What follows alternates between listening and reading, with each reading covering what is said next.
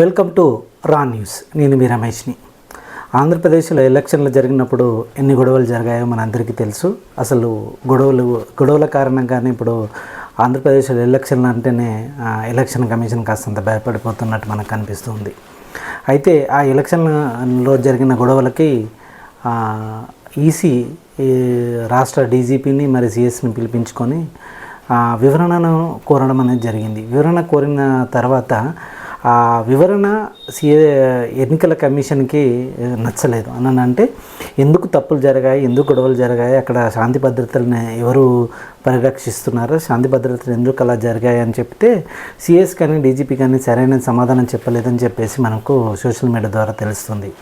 అయితే ఎందుకు చేయలేదు, అసలు సమాజంలో ఇలాంటి గొడవలు జరుగుతున్నప్పుడు పోలీసు వ్యవస్థ దీన్ని పటిష్టంగా చర్యలు తీసుకుంటే ఇలాంటి గొడవలు జరిగాయి. కానీ ఇక్కడ మనం ఒకటి ఆలోచించాల్సింది ఏంటంటే పోలీసులపై కూడా రాజకీయ నాయకుల ఒత్తిడి చాలా ఉంటుంది. ఎందుకనంటే రేపు ఎవరు గెలుస్తారో ఎవరు ఓడిపోతారో తెలియదు. అధికారంలోకి వచ్చిన తర్వాత ఆ రాజకీయ నాయకులు పోలీసులను ఎలాంటి టార్చర్ పెడతారా, లేకపోతే ఎలాంటి పనిష్మెంట్ కింద ఇస్తారా అని చెప్పేసి భయపడి వాళ్ళు ఎవరిని అనకుండా ఉండడం అనేది జరుగుతుంది. ఇది ప్రజలకి చాలా నష్టాన్ని చేకూర్చే పద్ధతి అని మనం చెప్పేశారు.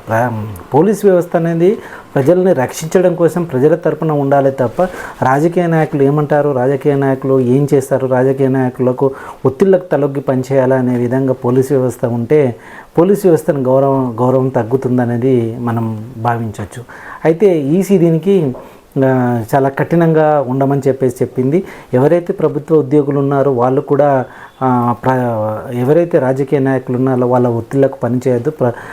ప్రభుత్వం యొక్క ఉద్యోగులు అని అంటే ప్రభుత్వానికి పనిచేయాలి, ప్రజలకు పనిచేయాలి. అంటే ఇప్పుడు ఈసీ ఏం చెప్తుందో, ఇప్పుడు ఆ రాష్ట్రంలో ఈసీ చెప్పిందే పరిపాలన జరుగుతూ ఉంటుంది. జనరల్గా ఏంటంటే ఇప్పుడు ముఖ్యమంత్రి అనేవారు ఎవరు ఉండరు, జస్ట్ నామమాత్రంగా అది ఉండడం అనేది జరుగుతుంది. ఎలాంటి పథకాలకు సంబంధించిన విషయాలు కానీ మీటింగ్స్ కానీ పెట్టుకోవడానికి వీలుండదు. అది ఒకవేళ చేయాలి అని అంటే ఈసీ యొక్క అనుమతి తీసుకొని చేయాల్సి ఉంటుంది. అదే ఇప్పుడు ఈసీ కూడా కోరుకుంటుంది ఏంటంటే రాష్ట్రంలో శాంతి భద్రతలను చాలా పటిష్టంగా చూడాలని చెప్పేసి ఏ ఒక్కరు అల్లే చేసే వాళ్ళని కూడా విడిచిపెట్టద్దని, ప్రతి ఒక్కరిపైన కేసులు పెట్టాలని చెప్పడం అనేది జరుగుతుంది. ఎందుకంటే ఇప్పుడు వచ్చే జూన్ 4న రిజల్ట్ ఉంటుంది. అసలు ఎలక్షన్స్ అప్పుడే ఇంతలా ఉంటే అసలు మరి రిజల్ట్ అప్పుడు ఎన్ని గొడవలు జరుగుతాయని ఇప్పటి నుంచెల్లే ఎలక్షన్ కమిషన్ పకడ్బందీగా చర్యలను చేపట్టడం జరిగింది.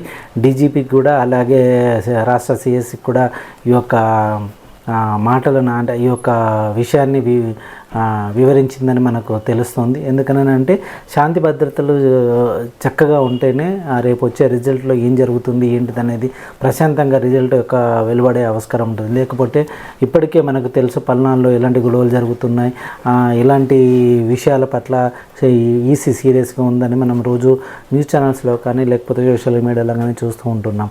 అయితే ఇది అంత ప్రశాంతంగా జరగాలనే ఈసీ కోరుకుంటుంది.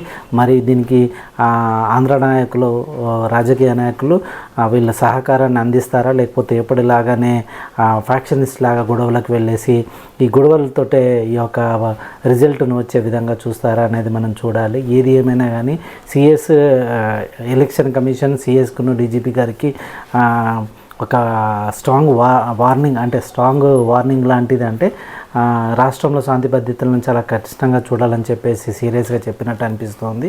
చూడాలి మరి ఏం జరుగుతుంది రాను ఆంధ్రప్రదేశ్ ఎన్నికల రిజల్ట్ అప్పుడు. Thank you very much. మీరు అందరూ రా న్యూస్ చూస్తున్నందుకు. చూడడమే కదా, దయచేసి దీన్ని సబ్స్క్రైబ్ చేయండి, షేర్ చేయండి, లైక్ చేయండి. Thank you.